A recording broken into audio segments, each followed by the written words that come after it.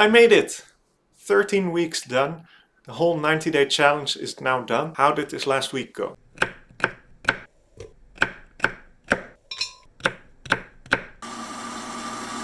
what I think I mentioned earlier as well is that this last week was not as much part of the challenge as it was how do I continue on from here? How do I continue on living WildFit and not just drop everything and continue living the way I did before the challenge? Now the first thing they did this week was returning to daily videos from Eric. The first 2 weeks of the challenge were daily videos, and after that it was twice a week. But for this week again we had daily videos in which Eric would go through all of the things that we discussed earlier, all the important principles of WildFit itself. I had been revisiting some older videos of Eric's as well to kind of keep this top of mind, but it was really good to get this refresher at the end. Now the other and most exciting part of this whole week was designing your life post WildFit, so what they call living WildFit. Now of course it's up to you to decide which principles you want to keep from the program and which you want to discard, but they give you some principles to better make that decision. Now WildFit was very much based on seasons,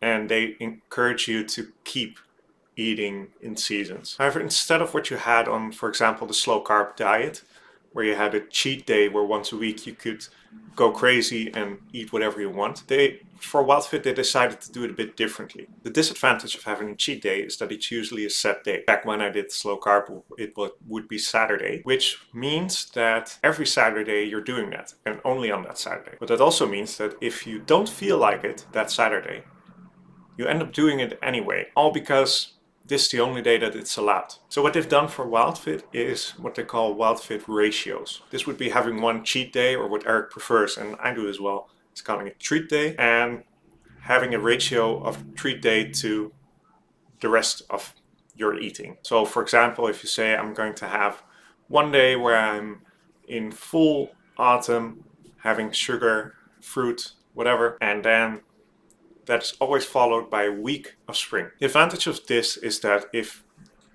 that Saturday, from the example, you don't feel like having your treat day, then you don't. Every day after you can still decide to have that treat day, as long as immediately after that treat day you return to your set season, so spring, for 7 days. As a result, you know that your treat day will come, and you are sure that you will be returning to spring for 7 days after that. The other exercise they gave you is to create your categories of food, you could call it, which would be saying, okay, this food I can eat whenever I feel like it, these foods I sometimes eat, and these are foods that I just don't eat at all. I have a rough draft of this, but it is a living document, as they say, and I'm still working on where exactly I'm going to put some of the stuff. For example, I'm completely sure that I don't want to drink any milk.